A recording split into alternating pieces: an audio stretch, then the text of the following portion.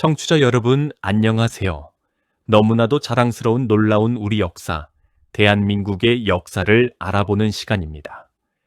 여러분, 오늘 우리가 함께 살펴볼 이야기는 우리 민족의 가슴 깊은 곳에 새겨진 너무나도 뜨겁고 너무나도 거룩한 그날의 이야기입니다. 바로 3.1운동입니다. 청취자 여러분, 잠시 눈을 감고 한번 떠올려 보시기 바랍니다. 1919년 3월 1일, 그날의 하늘은 어떠했을까요? 그날의 거리에는 어떤 사람들이 있었을까요? 그날 손에 태극기를 들고 목이 터져라 대한 독립만세를 외치던 우리 할아버지, 우리 할머니, 우리 어머니, 우리 아버지의 모습이 떠오르시죠?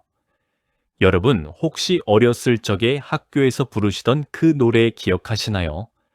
김인현 3월 1일 전고, 터지자 밀물 같은 대한 독립만세.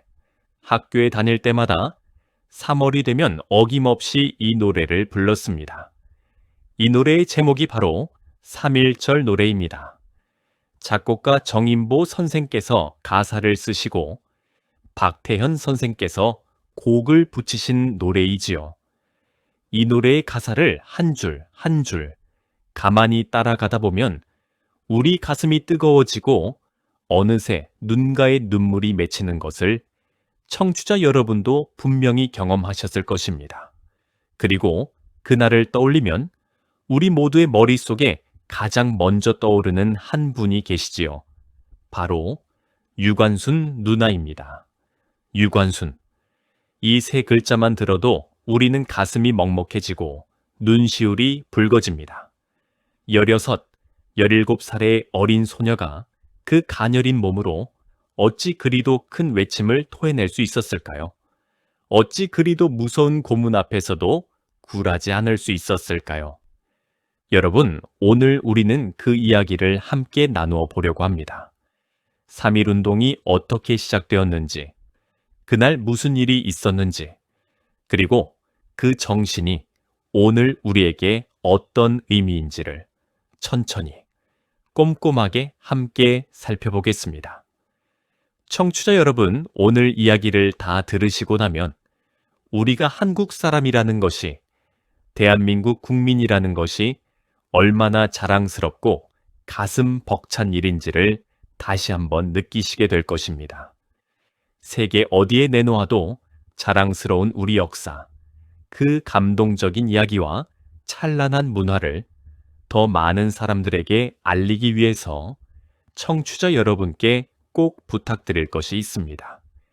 영상 아래에 있는 좋아요 버튼, 그리고 구독 버튼을 꼭 한번 눌러주십시오. 여러분의 좋아요 하나, 구독 하나가 우리의 자랑스러운 역사를 더 널리 알리는 데 큰 힘이 됩니다. 부탁드립니다, 청취자 여러분. 그럼 본격적으로 이야기를 시작해 보겠습니다. 자, 청취자 여러분, 우리가 3.1운동의 그 뜨거운 함성을 제대로 이해하려면 먼저 그 배경부터 알아야 합니다. 도대체 우리 백성들이 왜 그렇게 거리로 뛰쳐나와 만세를 외쳤는지를, 그 까닭을 알아야 그 외침이 얼마나 절박했는지를 가슴으로 느낄 수 있기 때문입니다.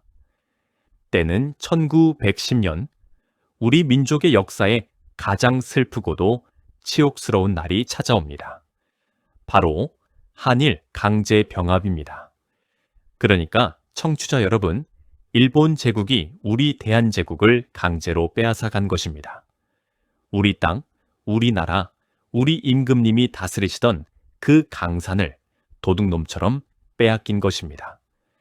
그날 이후로 우리 백성들은 무려 36년이라는 긴 세월 동안 하늘도 잃고 땅도 잃고 이름까지 빼앗겨가며 살아야 했습니다. 여러분, 일제가 우리 땅에서 했던 짓을 한번 떠올려 보십시오.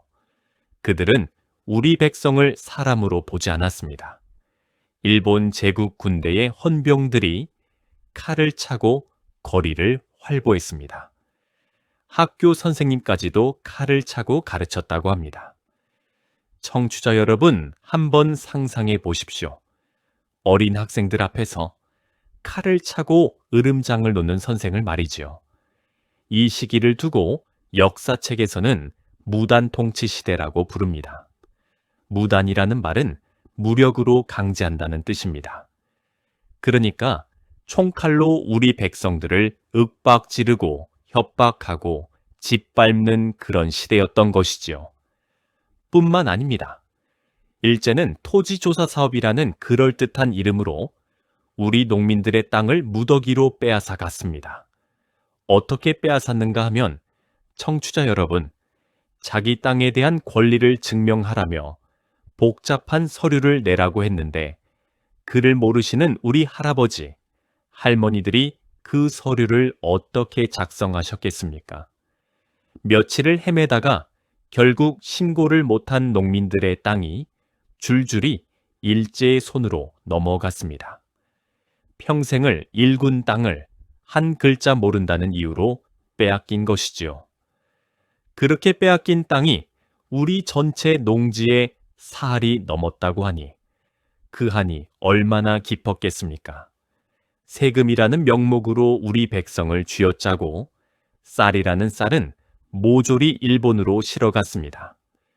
그래서 우리 백성들은 자기 나라에서 농사를 짓고도 정작 자기는 굶어야 하는 기가 막힌 일이 벌어졌습니다. 청취자 여러분, 이게 바로 일제강점기 우리 백성들의 모습이었습니다. 가슴이 미어지지 않습니까? 이렇게 10년 가까운 세월 동안 짓밟히고 빼앗기고 모욕당하며 쌓여온 우리 민족의 한이 점점 끓는 점에 다다르고 있었습니다. 그리고 그 무렵 세계가 큰 변화를 맞이하고 있었습니다. 1918년 멀리 유럽에서는 제1차 세계대전이라는 어마어마한 전쟁이 끝나가고 있었습니다. 그 전쟁이 끝나갈 무렵 미국의 우드로 윌슨이라는 대통령이 아주 중요한 말을 합니다. 바로 민족 자결주의입니다.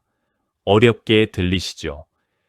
풀어서 말씀드리면 한 민족의 일은 그 민족이 스스로 결정해야 한다는 그런 뜻입니다. 즉, 다른 나라에 빼앗긴 민족도 자기 운명을 자기가 정할 권리가 있다는 것이지요. 여러분, 이 말을 들었을 때 우리 민족 지도자들의 가슴이 어떠했을지 상상이 가십니까? 캄캄한 어둠 속에 한 줄기 빛이 비친 것처럼 막혔던 가슴이 뻥 뚫리는 것 같았을 것입니다. 그래, 이때다.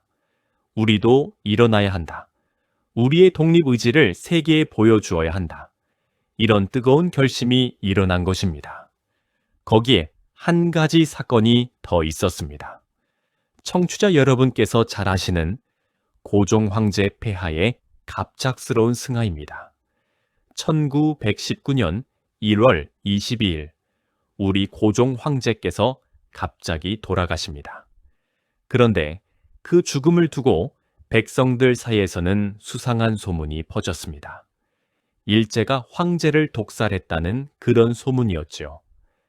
진실이 무엇이든 간에 우리 백성들은 황제 폐하의 갑작스러운 죽음에 통곡했고 일제에 대한 분노는 하늘을 찌르게 되었습니다. 전국에서 백성들이 황제 폐하의 인산일, 그러니까 장례식에 참석하기 위해 서울로 모여들었습니다. 인산일은 3월 3일로 정해져 있었습니다. 이 날을 앞두고 수많은 사람들이 한양에 모일 것이 분명했습니다. 자, 청취자 여러분, 여기서 한 가지 더 말씀드릴 일이 있습니다. 멀리 일본 도쿄에서 공부하던 우리 유학생들이 먼저 들고 일어났다는 사실입니다. 1919년 2월 8일 일본 도쿄의 한복판에서 우리 유학생들이 모여 독립선언서를 발표합니다. 이것이 바로 그 유명한 28 독립선언입니다. 호랑이 굴에 들어가서 호랑이를 잡겠다는 그 기계에 정말 대단하지 않습니까? 적의 심장부에서 우리의 독립을 외친 것입니다. 이 소식이 국내로 전해지자 국내 지도자들도 더 이상 미룰 수 없다고 결심하게 됩니다. 이렇게 해서 우리의 민족 지도자들이 비밀리에 모여 거사를 준비하기 시작합니다. 천도교, 기독교, 그리고 불교의 지도자들이 손을 맞잡았습니다. 천도교의 손병희 선생, 기독교의 이승훈 선생, 불교의 한용운 선생, 백용성 선생. 종교가 다르고 살아온 길이 다른 분들이었지만 나라를 사랑하는 마음 하나로 뭉친 것입니다. 청취자 여러분, 이게 얼마나 대단한 일인지 아십니까? 종교가 다르면 사이가 좋지 않은 경우가 많은데 우리 지도자들께서는 나라를 위해서라면 그런 차이점은 기꺼이 넘어서신 것입니다. 이렇게 해서 모인 분들이 모두 33분이었습니다. 그래서 우리는 이분들을 민족 대표 33인이라고 부릅니다. 이 33분께서 독립선언서에 서명을 하시기로 한 것이죠.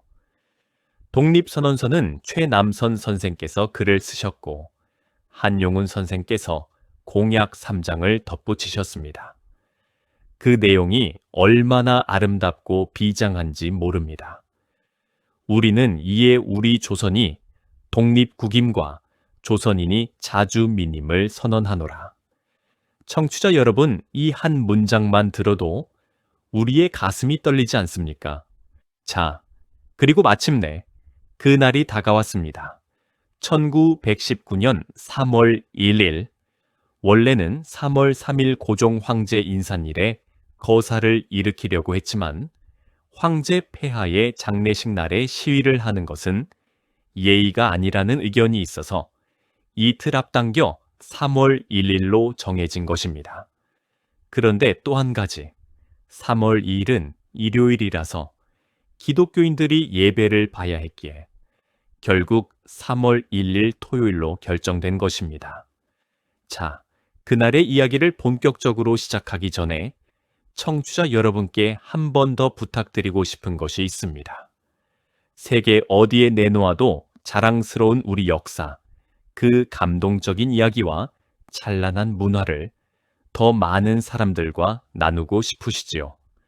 그렇다면 영상 아래에 있는 좋아요 버튼, 그리고 구독 버튼을 부디 한번 눌러 주십시오.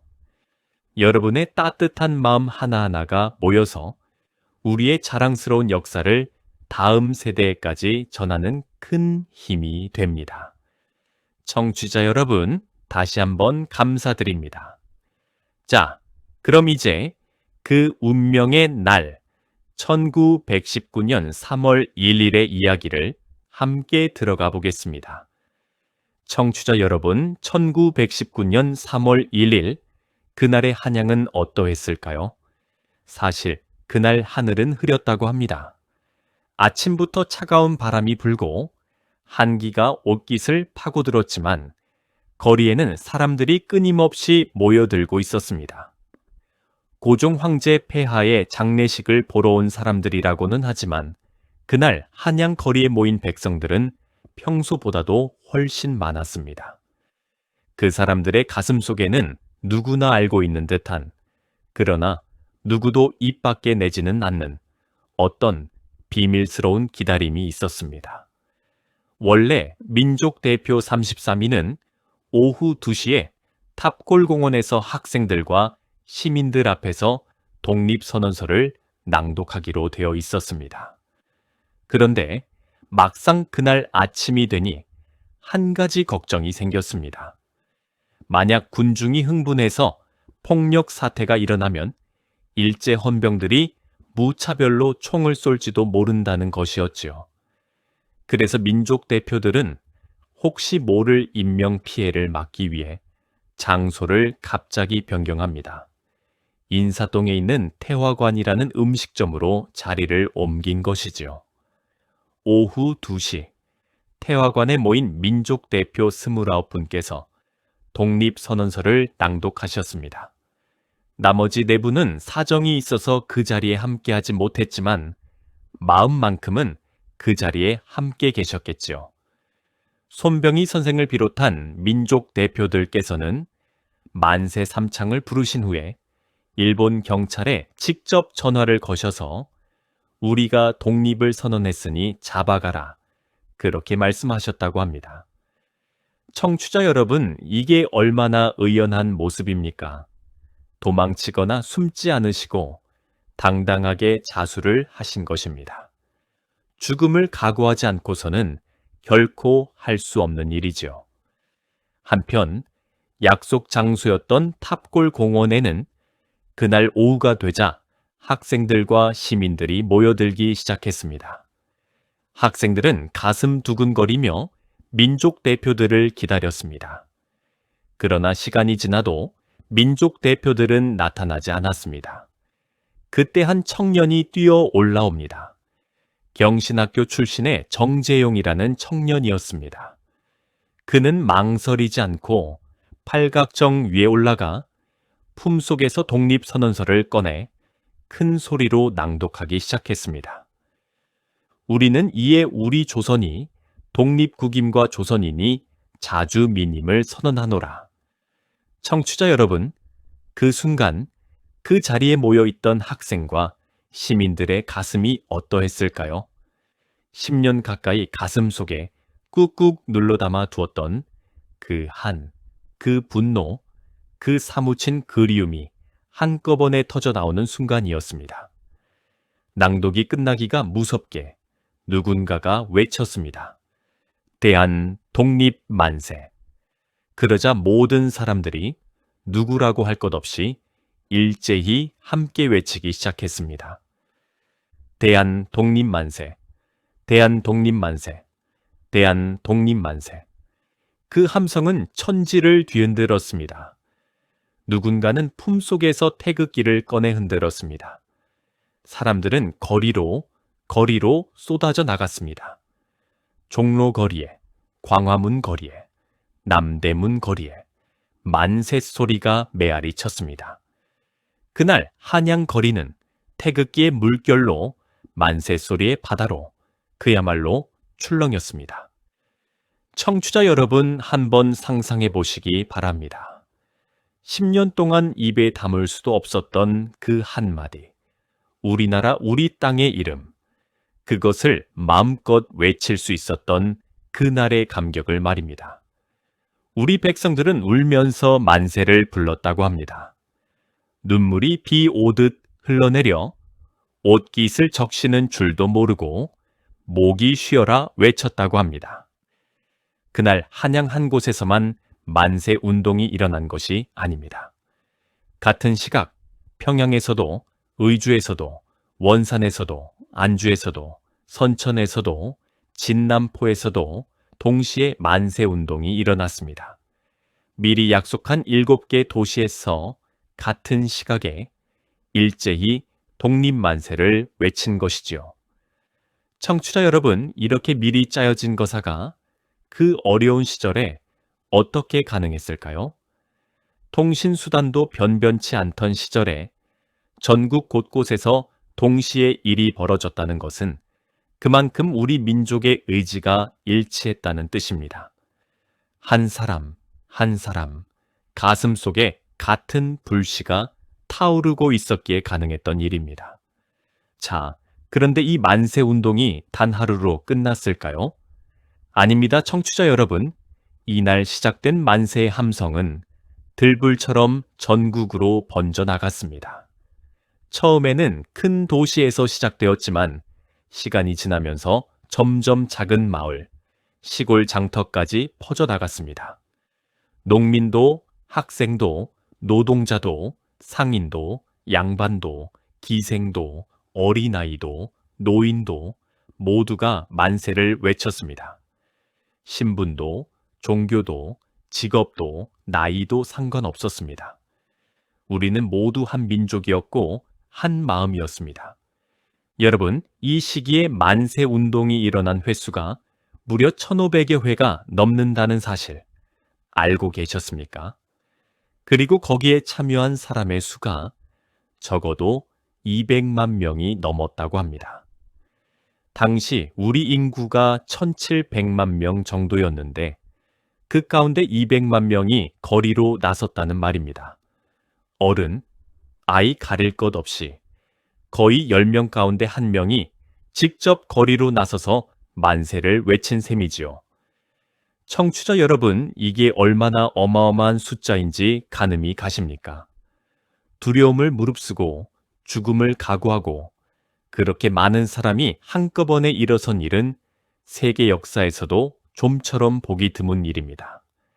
이렇게 만세의 물결이 거대해지자 일제는 미친 듯이 날뛰기 시작했습니다.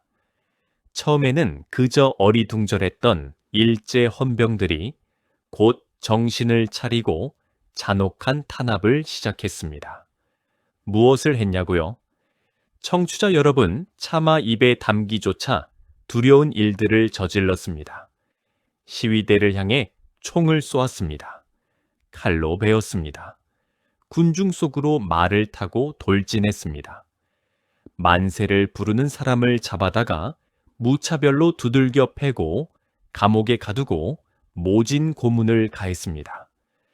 특히 우리가 절대로 잊어서는 안 되는 사건이 청취자 여러분, 바로 제암리 학살 사건입니다.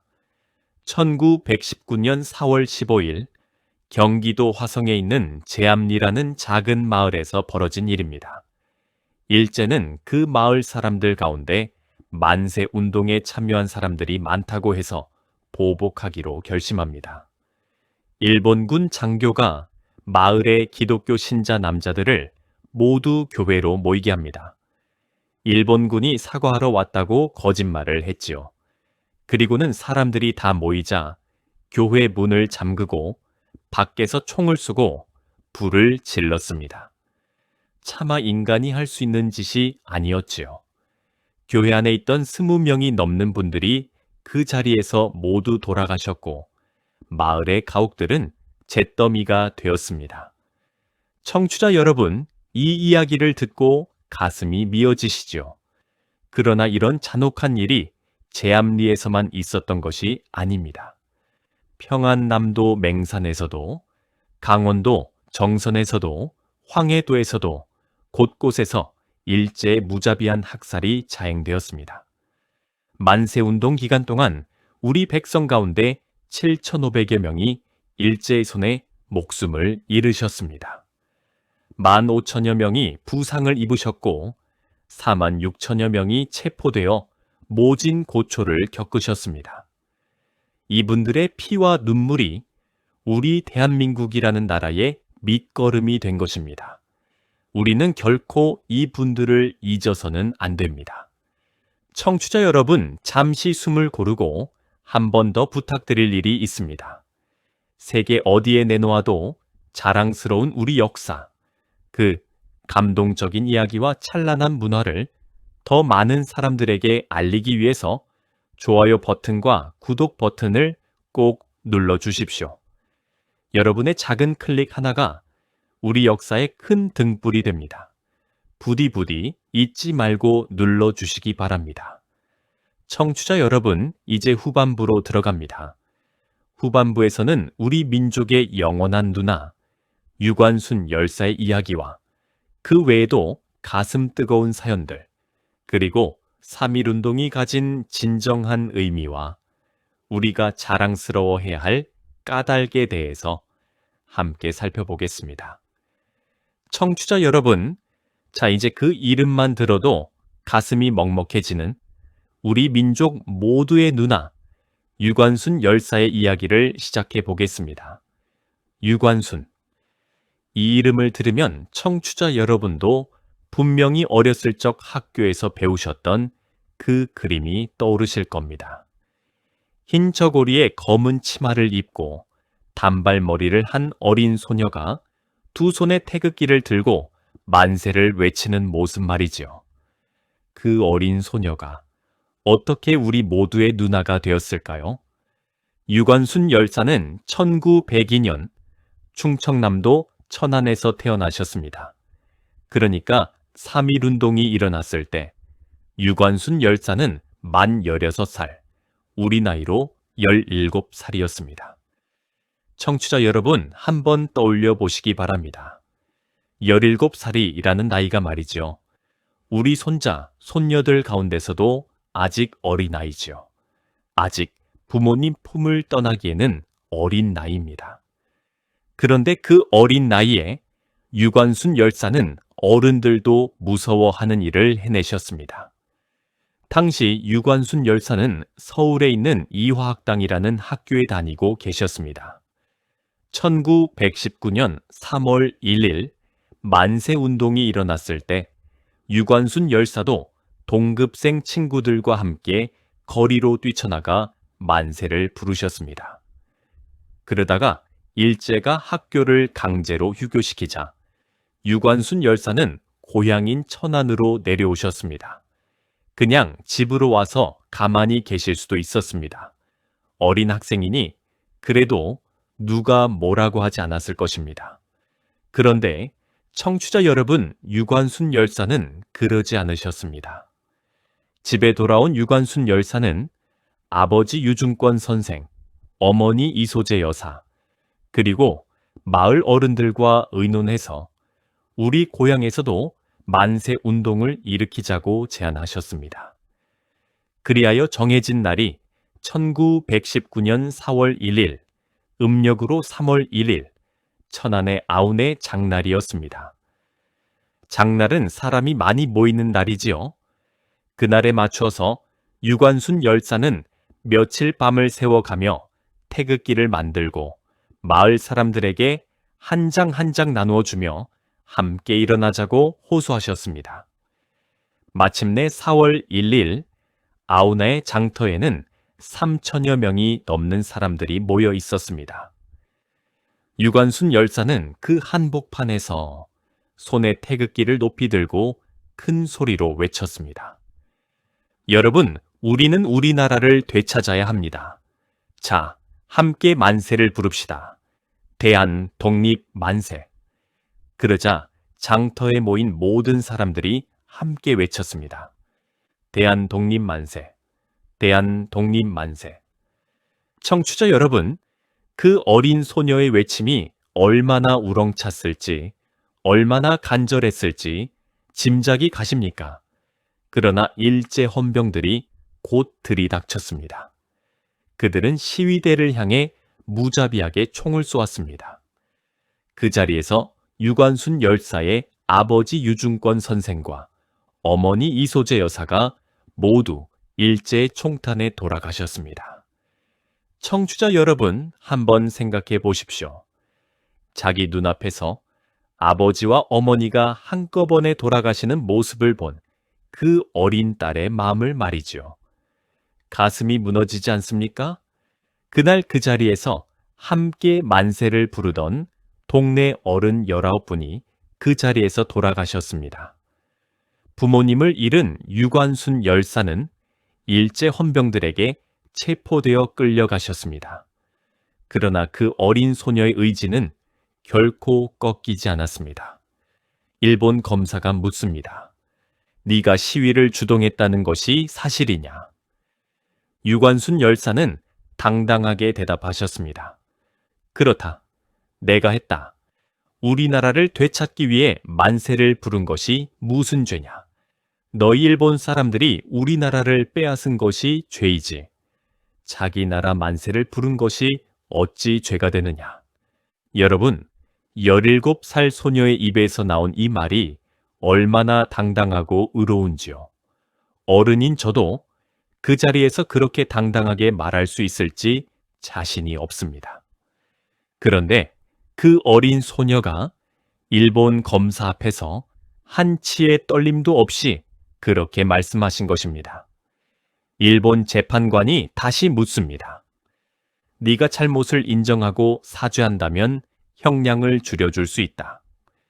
유관순 열사는 더욱 큰 소리로 대답하셨습니다. 내 나라를 되찾으려고 만세를 부른 것이 무엇이 잘못이냐? 사죄해야 할 사람은 너희들이다. 이 말 한마디에 일본 재판관은 화가 머리끝까지 치솟았습니다. 그래서 유관순 열사에게 무려 7년이라는 무거운 형량을 선고했습니다. 어린 소녀에게 7년이라니 이게 사람이 할 짓입니까? 그렇게 유관순 열사는 서대문 형무소에 갇히게 됩니다. 청취자 여러분, 서대문 형무소가 어떤 곳인지 아십니까?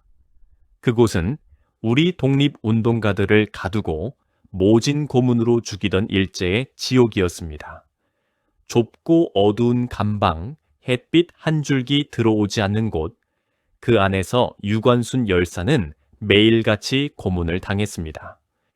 매를 맞고 손톱을 뽑히고 굶주리고 추위에 떨면서도 유관순 열사는 결코 굴복하지 않으셨습니다. 오히려 감옥 안에서도 만세를 부르셨습니다. 1920년 3월 1일, 그러니까 3.1운동이 일어난 지 정확히 1년이 되는 그날, 서대문 형무소 안에서 유관순 열사가 또다시 큰 소리로 외쳤습니다. 대한 독립만세. 그러자 다른 감방에 있던 독립운동가들도 함께 외쳤습니다. 대한 독립만세. 대한 독립만세. 감옥이 만세 소리로 가득 찼습니다. 청취자 여러분, 갇혀있는 몸으로도 그렇게 만세를 부른다는 것이 얼마나 대단한 일입니까? 일제는 이 일에 분노해서 유관순 열사에게 더욱 잔혹한 고문을 가했습니다. 그리고 결국 그 모진 고문 끝에 1920년 9월 28일 유관순 열사는 옥중에서 순국하셨습니다. 그때 나이만 17살, 우리 나이로 18살이었습니다. 청취자 여러분, 가슴이 너무나 아프지요. 아직 피지도 못한 꽃이 그렇게 모진 손에 꺾여버린 것입니다. 그러나 유관순 열사의 외침은, 그 정신은, 그 의지는 결코 꺾이지 않았습니다. 자, 청취자 여러분, 3.1운동의 영웅은 유관순 열사 한 분만이 아니었습니다. 이름도 알려지지 않은 수많은 분들이 그 거리에서, 그 장터에서, 그 들판에서 만세를 부르셨습니다. 평양에서는 길선주 목사님과 같은 분들이 앞장섰고, 충청도 부여에서는 부녀자들이 손에 태극기를 들고 일어났습니다. 함경도 함흥에서는 학생들이 가장 먼저 거리로 나섰습니다. 부산에서는 일신여학교 학생들이 누구보다 용감하게 만세를 외쳤습니다. 전라북도 군산에서는 영명학교 학생들이 거리로 나섰고, 경상남도 의령에서는 700여 명의 군민이 함께 만세를 불렀습니다. 강원도 강릉에서도, 황해도 해주에서도, 평안북도 의주에서도, 그 외에도 셀 수 없이 많은 곳에서 만세운동이 벌어졌습니다. 어디 그뿐입니까? 우리나라 안에서뿐 아니라 멀리 만주에서도, 연해주에서도, 미국 하와이에서도 우리 동포들이 만세를 외쳤습니다. 일본 도쿄와 오사카에서도 우리 유학생들이 거리로 나섰습니다. 청취자 여러분, 우리 민족이 사는 곳이라면 어디서든 같은 하늘 아래, 같은 시간에, 같은 외침이 울려 퍼졌던 것입니다. 정말 가슴 벅찬 일이 아닙니까? 그뿐이 아닙니다. 우리가 이름조차 모르는 많은 분들의 이야기도 있습니다. 만세를 외치다 일본 헌병의 칼에 손목이 잘리신 어느 어머니, 그 잘린 손으로도 끝까지 태극기를 놓지 않으셨다고 합니다. 만세를 외치다 끌려간 남편을 찾으러 갔다가 함께 끌려가 모진 고초를 겪으신 어느 부인, 학교에서 가르치는 일을 그만두시고 시골 마을마다 다니며 사람들을 깨우치셨던 어느 여선생님. 청취자 여러분, 이분들의 이름이 역사책에 남아있지 않다고 해서 그분들의 희생이 작은 것이 결코 아닙니다. 그 한 분, 한 분의 피와 땀이 모여서 우리 대한민국이 오늘 여기 서 있는 것입니다. 자, 청취자 여러분, 이쯤에서 한 가지 묻고 싶은 것이 있습니다. 도대체 3.1운동의 정신이란 무엇일까요? 우리 백성들이 그렇게 거리로 뛰쳐나간 그 마음, 그 정신은 무엇이었을까요? 첫 번째는 자유와 독립을 향한 간절한 갈망이었습니다. 사람이 노예로 살 수 없다. 우리도 우리 땅의 주인이 되어야 한다. 우리는 자유로운 민족이다. 이 외침이었지요. 두 번째는 평화와 비폭력의 정신이었습니다. 청취자 여러분, 우리 백성들이 그렇게 무자비한 탄압을 받으면서도 폭탄을 던지거나 무기를 들고 보복하지 않았다는 사실을 한번 떠올려 보십시오. 우리는 맨손에 손에 든 것이라고는 종이로 만든 태극기와 우리 목소리뿐이었습니다. 그것으로 세계를 향해 우리의 정의를 외친 것이지요. 세 번째는 단결의 정신입니다. 신분의 높고 낮음을 가리지 않고 종교의 다름을 따지지 않고 직업이나 나이도 가리지 않고 모두가 한 마음으로 일어선 그 정신, 그것이 바로 3.1운동의 정신입니다. 양반과 상놈이 함께 외쳤습니다. 기독교인과 불교인과 천도교인이 함께 손을 잡았습니다. 어른과 아이가 함께 거리로 나갔습니다. 청취자 여러분, 우리 민족이 이렇게 한 마음, 한 뜻으로 뭉친 일이 우리 역사 통틀어 또 언제 있었을까요? 정말 자랑스럽고 가슴 벅찬 순간입니다. 자, 그러면 이제 3.1운동이 왜 그토록 자랑스러운지 청취자 여러분께 말씀드리겠습니다. 자랑스러운 까닭이 한두 가지가 아니지만 가장 큰 것 몇 가지만 추려보겠습니다. 첫 번째 자랑스러운 까닭. 3.1운동은 우리 민족 전체가 일어선 거족적인 운동이었다는 점입니다. 청취자 여러분, 세계 역사를 보아도 한 나라의 백성 가운데 10분의 1이 거리로 나서서 자기 나라의 독립을 외친 일은 흔치 않습니다. 우리는 그것을 해냈습니다. 그것도 일제 총칼 앞에서 죽음을 무릅쓰고 해냈습니다. 이것 하나만으로도 우리 민족은 세계에 자랑할 자격이 충분합니다. 두 번째 자랑스러운 까닭. 3.1운동은 비폭력 평화 운동의 모범이 되었다는 점입니다. 청취자 여러분, 우리 백성들이 그토록 짓밟혔는데도 우리는 폭탄을 던지지 않았습니다. 우리가 한 일이라고는 태극기를 들고 만세를 외친 것뿐이었습니다. 그러나 그 평화로운 외침이 천지를 뒤흔들었던 것이지요. 청취자 여러분, 인도의 마하트마 간디라는 분 들어보셨죠?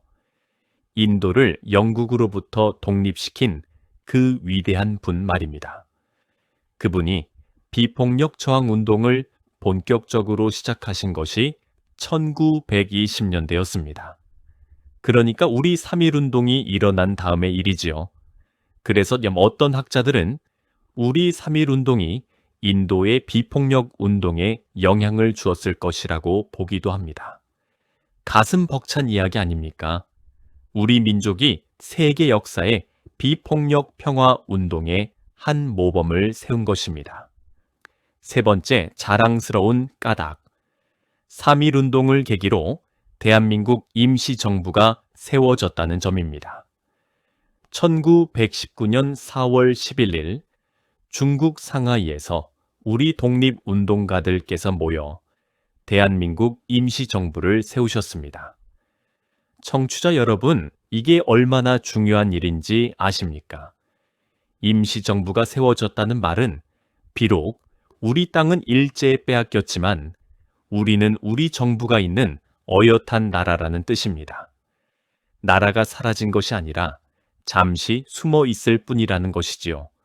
그리고 우리 헌법, 그러니까 오늘날 대한민국 헌법의 첫머리에 뭐라고 적혀 있는지 아십니까? 대한민국은 민주공화국이다. 이렇게 적혀 있습니다. 그런데 이 구절이 1919년 임시정부의 헌법에서 그대로 이어진 것입니다. 그러니까 우리 대한민국이라는 나라의 뿌리가 바로 1919년 3.1운동에 있는 것이지요. 네 번째 자랑스러운 까닭. 3.1운동은 일제 통치 방식을 바꾸어 놓았습니다. 청취자 여러분, 앞서 말씀드린 무단 통치 시대 기억하시지요? 일제는 우리 민족이 그렇게 거세게 일어날 줄은 꿈에도 몰랐습니다. 그래서 3.1운동에 놀라서 통치 방식을 바꿉니다. 헌병이 칼을 차고 거리를 활보하던 것을 그만두게 했고 신문 발행을 일부 허용하기도 했죠. 물론 이것이 진짜로 우리에게 자유를 준 것은 아니지만 적어도 일제가 우리 민족의 힘을 무서워하기 시작한 것은 분명합니다. 청취자 여러분, 우리 백성들의 외침이 그 무서운 일제 제국주의자들의 마음을 흔들어 놓은 것입니다. 정말 대단하지 않습니까? 5번째 자랑스러운 까닭. 3.1운동의 정신은 그 후에도 우리 민족의 가슴 속에서 끊임없이 살아 숨 쉬었다는 점입니다. 청취자 여러분, 일제가 우리 땅에서 물러난 1945년까지 우리 민족은 한순간도 독립의 의지를 잃지 않았습니다.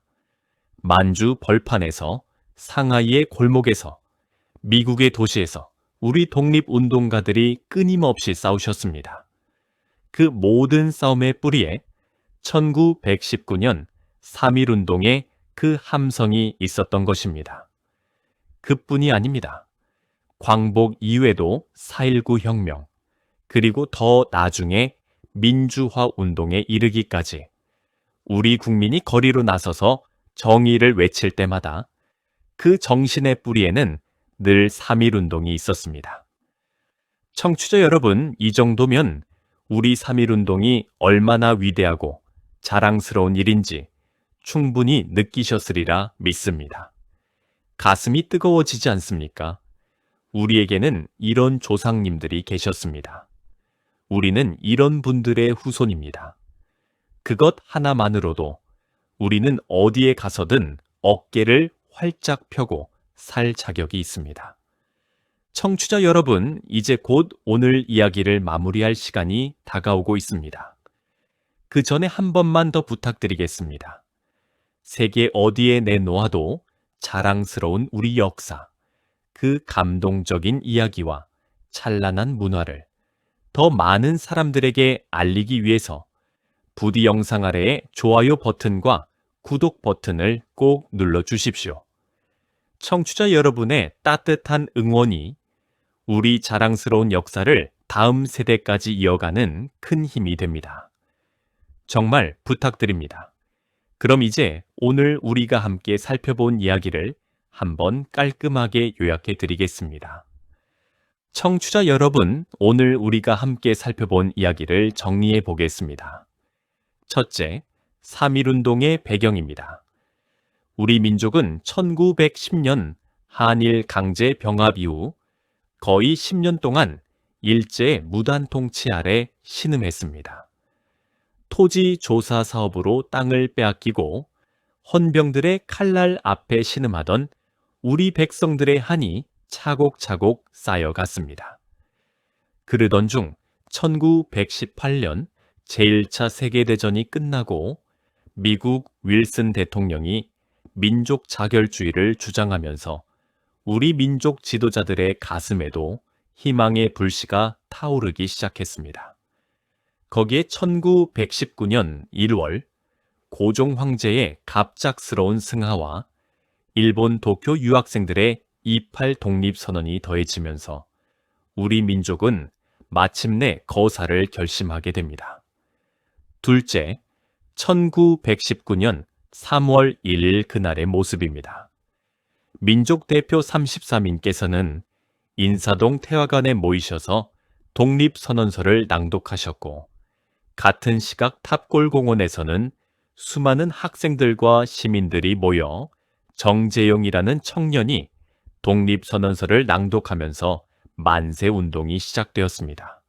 만세의 함성은 한양거리뿐만 아니라 평양과 의주, 원산 등 7개 도시에서 동시에 일어났습니다. 셋째, 만세운동의 확산과 일제의 탄압입니다. 만세의 물결은 들불처럼 전국으로 번져갔습니다. 모두 1500여 회의 만세 운동이 벌어졌고 200만 명이 넘는 우리 백성들이 직접 거리로 나서셨습니다. 이에 일제는 잔혹하게 탄압했습니다. 1919년 4월 15일에 벌어진 제암리 학살 사건이 그 대표적인 예입니다. 그 결과 7,500여 명이 목숨을 잃으셨고 15,000여 명이 부상을 입으셨고 46,000여 명이 체포되어 모진 고초를 겪으셨습니다. 넷째, 우리 민족의 영원한 누나 유관순 열사의 이야기입니다.